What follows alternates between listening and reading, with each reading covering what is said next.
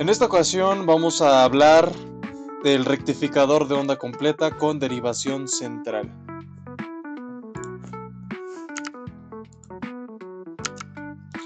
Este nombre se le da ya que después de la fuente de alimentación va a aparecer un transformador, pero este componente tiene una terminal adicional que es lo que se conoce como la derivación central. En esta imagen se presenta un transformador donde las salidas se observan las dos terminales características, y en la parte de abajo, como podemos ver ahora en la salida, esta terminal del medio que está en color amarillo representa la derivación central, que en resumen, si nosotros tomamos la lectura del voltaje entre esa terminal y cualquiera de los dos extremos, tendremos la mitad. Por ejemplo, acá se representa que este transformador tiene un voltaje de salida de 24 volts. Si medimos entre esta terminal azul y la terminal de abajo, mediremos 24 volts, pero si medimos entre la azul y esta del lado del medio, medimos 12. O si midiéramos esta entre amarilla, ahí también serían 12. El rectificador de onda completa se puede entender como un circuito en el cual la señal que se tiene a la entrada se recupera sin que haya eliminación de semiciclos. Por ejemplo, en este lado izquierdo vemos ya la imagen característica de una señal sinusoidal o senoidal, con un semiciclo positivo y otro que también se conoce como negativo. Igual después se repite. Acá tenemos esto. Se le anotamos como el voltaje de entrada, y acá se encuentra un block que es el rectificador de onda completa, el cual va a procesar la señal. Y bueno, la salida, podemos ver u observar que ahora los hemiciclos todos aparecen arriba en comparación al rectificador de media onda. En este intervalo de tiempo no hay ausencia de potencia, es decir, que este semiciclo se está entregando a la salida, ya como hemos mencionado, se corresponde con una carga. ¿Cuál es el voltaje promedio o el voltaje DC? Ya sabemos que es lo mismo, que se obtiene en este circuito. Pues bueno, como ustedes pueden ver en la definición, nos dice que es 2 veces el voltaje pico sobre pi, lo cual se traduce en que aproximadamente el voltaje de entrada tendremos un 63.7%. Si recordamos, el de media onda era alrededor de 31%. ¿Cuál es el circuito rectificador de onda completa con derivación central? Bueno, lo tenemos acá y vamos a analizarlo desde la parte izquierda. Tenemos la fuente de corriente alterna como la presentamos aquí, y en la parte de arriba aparece un fusible con protección. Inmediatamente vemos que el transformador representa todo ese bloque con un devanado primario y un devanado secundario.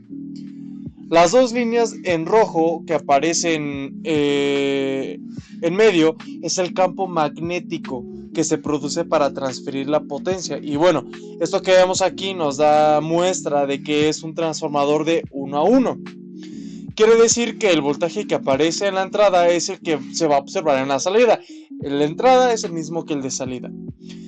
Entonces, esto sirve para acoplar entre diferentes etapas y también como un sistema de aislamiento eléctrico. En esta segunda sección vemos a las dos terminales que debería tener el transformador, y también vemos la derivación central, que en este caso está conectada a tierra. Aquí como se ve en la imagen, está conectada a tierra. ¿Qué es lo que tenemos en este circuito? Bueno, también tenemos un diodo, un diodo de 1 y un diodo de 2 que se componen o que componen al rectificador de onda completa. Y finalmente vemos una carga, que es el elemento que va a consumir la potencia que se le está entregando a partir de esa etapa del circuito. Si lo tratamos de ver como en componentes reales, bueno, acá tenemos pues nuestra fuente, que es un ejemplo, lo estamos tomando como un enchufe, y el fusible de protección que mencionamos anteriormente. Tenemos el transformador con la derivación central, y tenemos los dos diodos que van a aparecer en el circuito y pues como ejemplificación de la carga, como un foco. Entonces,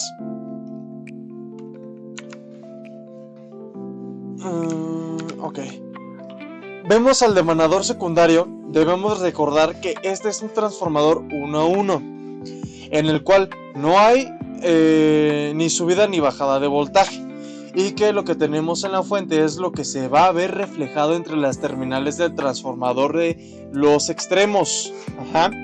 La derivación central, como ya lo hemos mencionado, divide el voltaje a la mitad, como se mide entre la misma una de las terminales de los extremos. Podemos ver en la imagen de aquí que acá se representan estas flechas. Ajá. Déjenme, lo hago un poquito más grande. Ok, esas flechas. Ajá. Esta señal de voltaje corresponde a la mitad de voltaje que tendríamos entre el transformador. Puede ser el voltaje pico, es decir, el voltaje pico sería entre 2, o puede ser también el voltaje RMS entre 2. Resumiendo que al final esto va a dividir, se va a dividir. Y si lo mismo hacemos de este lado, pues entonces la medición representaría completamente lo mismo. Ajá. Entonces, ya sea el voltaje pico, que es lo que queramos ver, se va a dividir entre los dos voltajes, o el voltaje RMS. ¿Qué sucede con el voltaje que verá o que se le entregará a la carga? En la parte izquierda vemos este semiciclo sombreado. Es la parte de aquí, que se le está denominando un voltaje de entrada. Este nos representa el análisis que vamos a hacer y que tienen que ver con lo que se conoce como, ven, un semiciclo positivo. Durante este tiempo sabemos que la polaridad de la fuente tiene más acá arriba que acá abajo, y menos acá abajo. Es lo que se le entrega al transformador. Vamos a asumir que es un transformador 1 a 1. Esta es la misma señal, igual como en el ejemplo anterior. La vemos en este extremo y de acá. Ajá. Este potencial nos representa el valor más alto y este es el más bajo. Este punto, que corresponde a la derivación central, es un potencial más bajo, por eso se pone un signo negativo. Pero respecto a este punto, asimismo, este punto representa un potencial más alto. Ajá. Respecto al de acá abajo, una forma de encontrar una analogía es pensando como un edificio. En el punto más alto, tal es el tercer piso con respecto a este, pero este es más alto con respecto a la planta baja. Ya hemos dicho que si medimos en este extremo a este extremo, vamos a medir la mitad de voltaje. Bajo esta polaridad, este diodo queda polarizado en directa, queriendo decir que la circulación de corriente se va a dar a través de esta trayectoria. Ajá. Seguimos la línea, vemos que la corriente pasa por la carga, la corriente continua a través de la Tierra y regresa a la derivación central. ¿Por qué cuando la corriente llega a este punto no circula a través del diodo sub 2? Porque el potencial eléctrico más alto que teníamos acá respecto a este ocasiona que el diodo de sub 2 esté en polarización inversa. Ajá.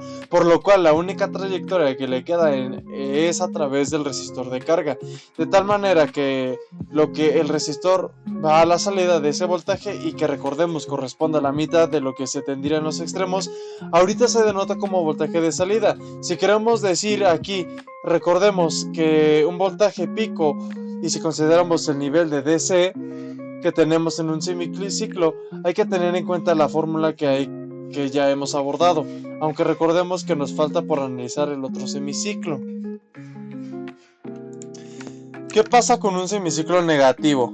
Veamos la parte sombreada, que corresponde al tiempo en el que vamos a estar evaluando el comportamiento de la señal de entrada, y netamente si nos trasladamos a esta sección, que es la salida de transformador, lo que observamos de manera inmediata es que la polaridad se ha invertido, el cual el potencial eléctrico es más alto. Ahora tendremos en la parte de abajo y el potencial eléctrico más bajo lo tendremos en la parte de arriba.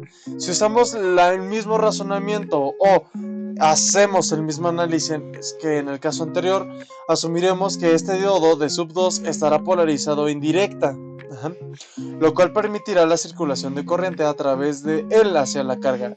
Este punto negro representa una posible opción que el desplazamiento de la corriente hacia D sub 1, pero nuevamente este potencial eléctrico, si bien es más bajo que en relación a este para la presencia del diodo, la realidad es que sigue siendo más alto que la potencial eléctrico que vemos acá, porque ese punto y esta terminal representaría potencial eléctrico más bajo, lo cual nos hace entender que la circulación de corriente otra vez se ve en esa carga, y vemos que de hecho el potencial eléctrico que aparece aquí es más alto en relación al que se observa en el otro lado de la resistencia, que es a donde se está conectada la Tierra y que de hecho va a la derivación central. Por esa razón vemos que en la carga vuelve a haber un semiciclo positivo por la polaridad eléctrica que estamos viendo aquí, de tal manera que si comparamos ahora este circuito al de media onda, podemos identificar que durante ese tiempo en el que no se entregaba corriente a la carga, vemos que en este caso sí se está haciendo. Y bueno, acá se observa de manera sombreada cuánto vale el voltaje de salida de la carga. Veámoslo en la siguiente imagen. El voltaje pico de salida en el resistor es igual al voltaje pico del secundario.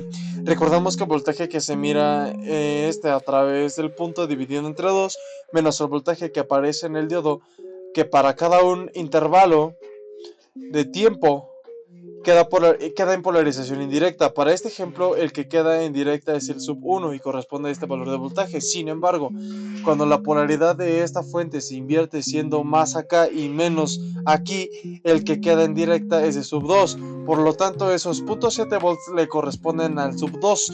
¿Cuál es el siguiente concepto que hay que utilizar? Bueno, el voltaje pico inverso. Recordemos que este voltaje no es el que se ve en la carga, sino que se ve en las terminales del diodo, que quedan en polarización inversa, que como sabemos, para el primer semiciclo, el de polarización inversa es el diodo de sub 2, y cuando esta polaridad se invierte en la otra mitad del ciclo completo, que es aquí, el que va a quedar en inversa pues es el sub 2. Dice acá en el enunciado, ¿cuál es el voltaje de pico inverso a través del diodo de sub 2? Vemos la definición y hay una resta. A ver, hay una resta. Este valor ya lo hemos visto y corresponde al valor que va en la carga. ¿Por qué razón? Porque este potencial eléctrico que tenemos en este extremo del receptor es el que se tiene en esta terminal del diodo de sub 2, que es el cátodo. Por eso vean que esta ecuación es la misma que aparece acá. Este voltaje de pico inverso se mide definitivamente entre las terminales del sub 2, y entonces ahora el potencial eléctrico o el voltaje que se mide entre la terminal, en este caso del ánodo, para cuando tenemos esta polaridad de la fuente, es la misma del voltaje de la salida del transformador. ¿Por qué tenemos esto? Porque ya hemos dicho que si como si estuviéramos midiendo entre la terminal de acá, la de acá, mira, la de acá, y el signo negativo, supongamos, está aquí, se mide la mitad de acá y en la terminal de acá, pues se refleja el voltaje, que es la mitad de que estos dos. Si los dos se miden acá, es el voltaje completo. Si nosotros miramos con respecto al punto, entonces tendríamos el potencial eléctrico con signo positivo. De tal manera que que desarrolle la expresión, recordemos que la diferencia de potencial se calcula el potencial eléctrico que hay acá menos el potencial eléctrico que hay en el otro lado. Por esta razón aparece que esto menos el voltaje pico inverso, que está en función con voltaje pico secundario. A cada forma se puede expresar el voltaje pico inverso. Lo vamos a ver en términos de voltaje pico de salida, que reiteramos es el voltaje que aparece en la carga. ¿Cómo se hace esto? Esta expresión se multiplica por 2 y se resuelve para el voltaje pico del secundario, que será sustituido en esta parte de la expresión del voltaje pico inverso. Después de hacer esto, vemos que el resultado nos dice que el voltaje pico inverso terminará siendo 2 veces el voltaje pico de salida. En sí, el voltaje que aparece aquí en la carga más la caída de voltaje que hay uno de los dos. Con esto se termina el análisis del rectificador de onda completa con derivación central, en el que se han definido los dos parámetros comunes, el voltaje que va en la carga y el voltaje de pico inverso que aparece en las terminales del diodo, que corresponden en cada caso en la polarización inversa. Esto ha sido todo, nos vemos en el siguiente video.